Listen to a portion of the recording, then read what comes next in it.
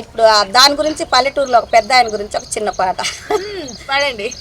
ఏమి తాత మీసాల పోతో లంగా కుట్టినవా కుర్రోడా లంగా కుట్టినవా అరే కుట్టిన కుట్టు నీకేమి తెలుసా కుట్టిన కుట్టు నీకేమి తెలుసు సావిత్రి మెరుపు కాంత నవ్వు కలిపి కుట్టానే ఓలమ్మ కలిపి కుట్టానే కుచ్చులు లేవు బొందులు లేవు కుచ్చులు లేవు బొందులు లేవు బాతు మగమోడ ముడత మగమోడ ఎట్ట గుట్టెవురా ఓరయ్యా యాల గుట్టెవురా ఐ బాజట్ల ఇల్లు బాయిల నీళ్ళు వచ్చే నెలల జీతముంటా బాజట్ల ఇల్లు బాయిల నీళ్ళు వచ్చే నెలల జీతముంటా తిప్పి పారేస్తా ఓలమ్మో ఇచ్చి పారేస్తా అరే ఏమి తాతో మీసాల పోతో లంగా గుట్టినవా కుర్రోడా లంగా గుట్టినవా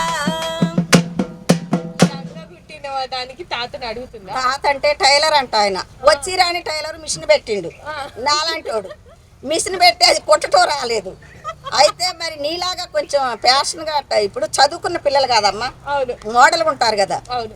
ఇప్పుడు మీరు వర్క్ జాకెట్లు వేస్తున్నారు మేము మామూలుగా ప్లేన్ జాకెట్లు వేస్తున్నాం అట్లనే పోయి కుచ్చులే బొందులే ఏం కుట్టినవరా అంటే ఏం చెబుతుండు నేను వచ్చే నెల జీతం ఉంటే ఎవరికన్నా నీది నీకు ఇస్తాను అంటాడు తప్పైంది అన్నట్టుగా ఒప్పుకోకుండా నీది నీకు ఇచ్చేస్తా అంటాడు అట్లా ఇట్లాంటి పాటలు చాలా ఉన్నాయి. చాలా ఉన్నాయి మేడం చాలా పాటలు పాడతా కాకపోతే ఏంటంటే ఛానల్ పెట్టుకో యూట్యూబ్ ఛానల్ పెట్టుకో అంటే నాతో పాడేవాడు సింగర్లో నా నల్ల నల్లని వాడి పాటలో మెయిన్ పాయింట్ నాకు ఈ నల్ల నల్లని వాడి పాట మా సారు బాగా బ్లాక్ ఉంటాడు ఈ నల్ల నల్లని వాడి పాట రాసిన రైటర్ అదే శివ అన్న ఇందాక బండి గట్టోయి మా అన్న సాగి కాడ ఆ పాట పాడేటప్పుడు నా పాటలో పరిచయం అయ్యారు ఇంకా 7-8 మంది సింగర్లు ఉన్నారు ఇదే మన ఛానల్లో మంచి ప్లేస్ ఉన్న కాడ చూసి వాళ్ళని కూడా ఇంటర్వ్యూ చేయాలని ఎందుకంటే మీరు యాంకర్గా ఇదే ఛానల్లో నేను ఇంటర్వ్యూ చేయాలని నాకు మంచి ఆశ ఉంది. Thank you so much. తప్పకుండా చేపిద్దాము. నువ్వు ఏదో పాట చెప్పినావు కదా నన్ను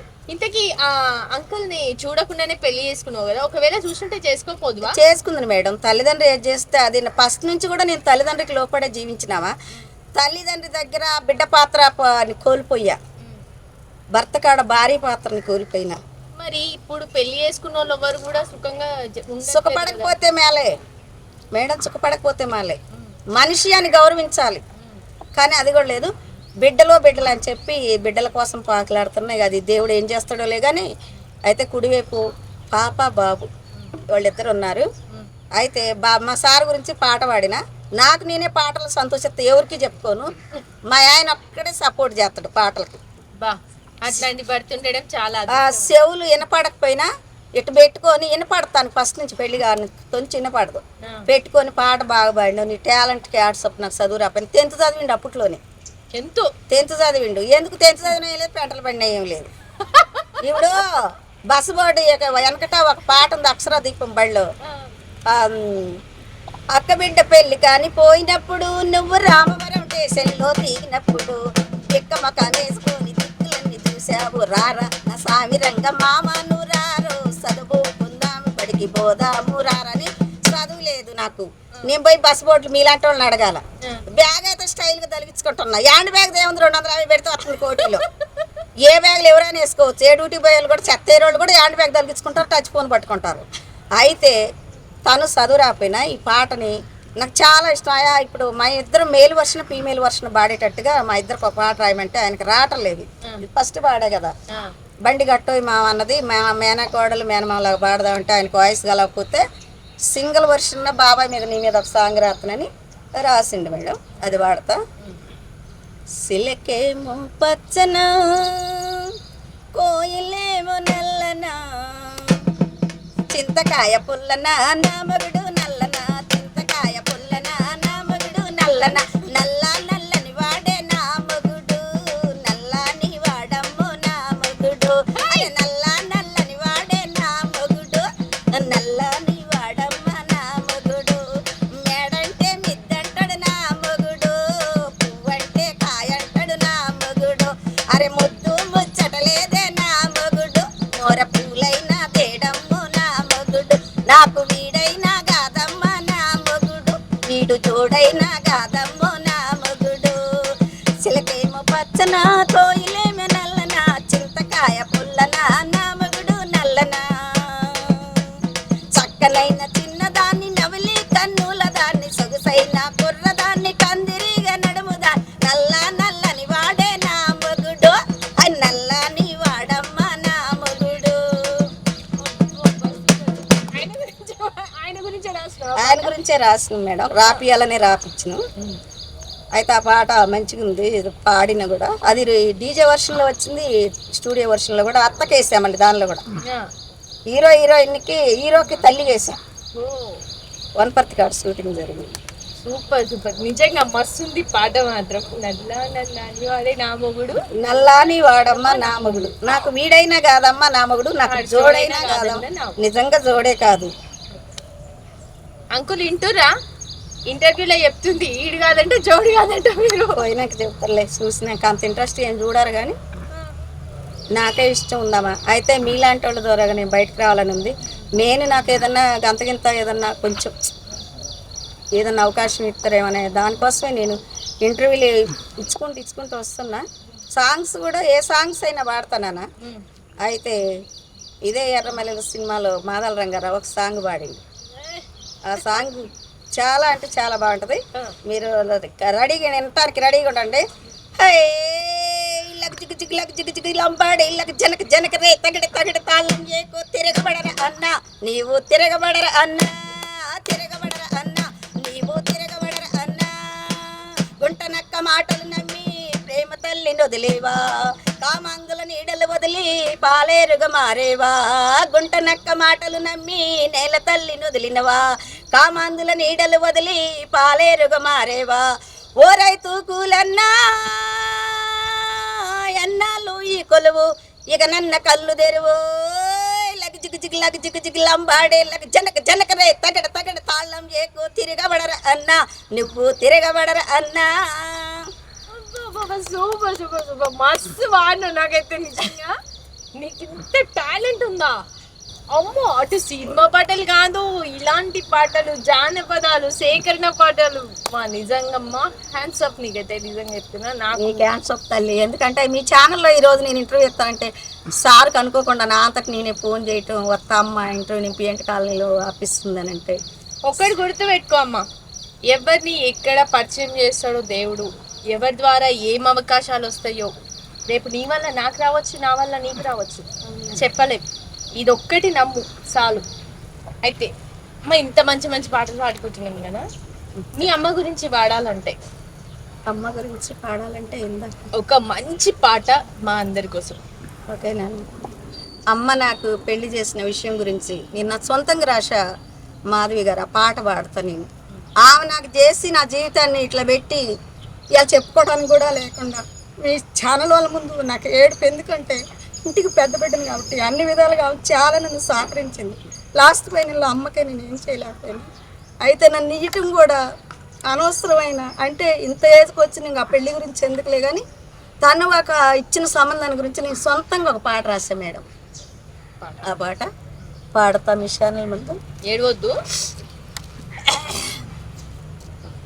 అమ్మ నన్ను గన్నావమ్మ కనకరత్నాల పెంచావమ్మ, అమ్మ నన్ను గన్నావమ్మ కనకరత్నాల పెంచావమ్మ, ఎతికి ఎతికి ఇచ్చావమ్మ ఏ తలమారి చంద్రుల పాడు, 3 ఎకరాల సేనన్నాడు ముగ్గురి అన్నల తోడన్నాడు, 3 ఎకరాల సేనన్నాడు ముగ్గురి అన్నల తోడన్నాడు, 3 ఎకరాల సేను లేదు ముగ్గురి అన్నలు తోడే లేరు. అమ్మ నన్ను గన్నావం కష్టపడి పెంచావమ్మ, అమ్మ నన్ను గన్నావం కష్టపడి పెంచావమ్మ, ఏ అలవాటు లేదన్నారు ఎంతో మంచి వాడన్నారు, ఏ అలవాటు లేదన్నారు ఎంతో మంచి వాడన్నా, పొద్దు గూకిత సాలు వాడు పొరలాడుకుంటే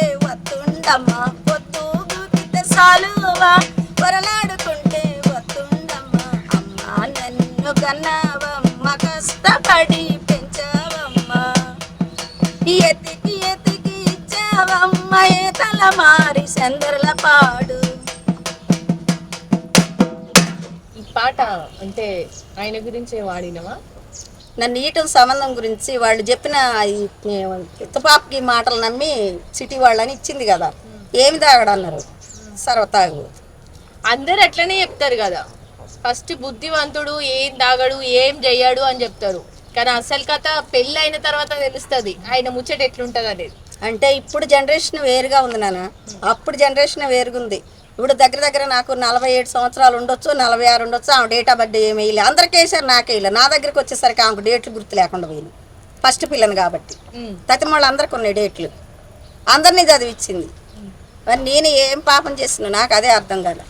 ఏం పాపం ఏం చెయ్యాలే, నువ్వు చదువుకోకున్నా గానీ ఇంత మంచి పాటలు పాడుతున్నావు, రేపు ప్రతి ఒక్కళ్ళు నీ ఇంట్లో చెప్పుకుంటారు, అరే మరియమ్మ ఎంత మంచి గొప్ప సింగర్ అయ్యింది అని.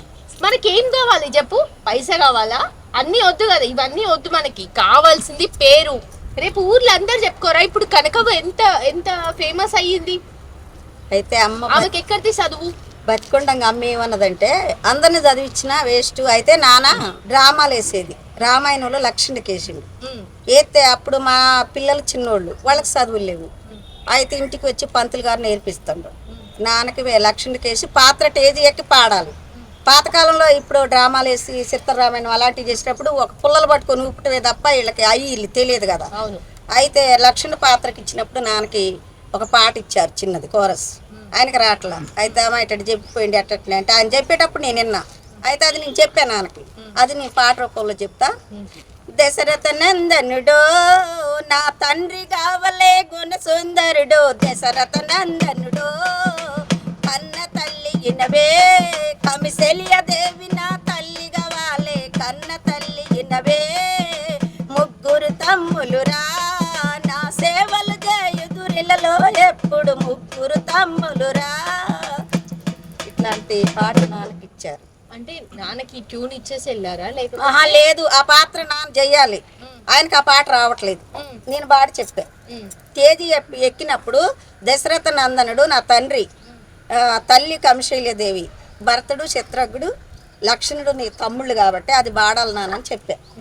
అంత తెలివి ఉందా? 7 సంవత్సరాల నుంచి అతికి తెలివి దరిద్రానికి, దరిద్రం అమ్మ, అతికి తెలివి ఉంది దరిద్రానికి. ఇప్పుడు హైదరాబాద్ దాకా సంచులు పట్టుకొని వచ్చి ఈ టెంట్లు పర్షియన్ టెంట్లు కుట్టుకుంటా. అయితే ఆల్రెడీ ఇప్పుడు దీంట్లో ఛానల్లో ఏమని ఫస్ట్ ఇచ్చిన నాది పేరు ఏమని వస్తుంటే చినిగిపోయిన గుడ్డలు గుట్టే సింగర్ మరియమ్మ, ఒక మట్టి సింగర్ మరియమ్మ అని ఉంది. అయ్యే కొడుతా, అదే పని చేస్తా. అయితే మరి ఆ అతికి తెలివి ఎందుకంటే దానికోసమే ఈ హైదరాబాద్ దాకా వచ్చి పుట్టింది ఖమ్మం జిల్లా నేలకొండపల్లి మండలం బొద్దారం, ఇచ్చింది కృష్ణా జిల్లా జగ్గైపేట, వచ్చింది రంగారెడ్డి జిల్లా సరూనగర్ మండలం సరూనగర్లో అయినా. అట్లా దేవుడు ఇది ఇట్లా పెట్టిండు. ఇంకా కాదు గప్పట్ల నువ్వు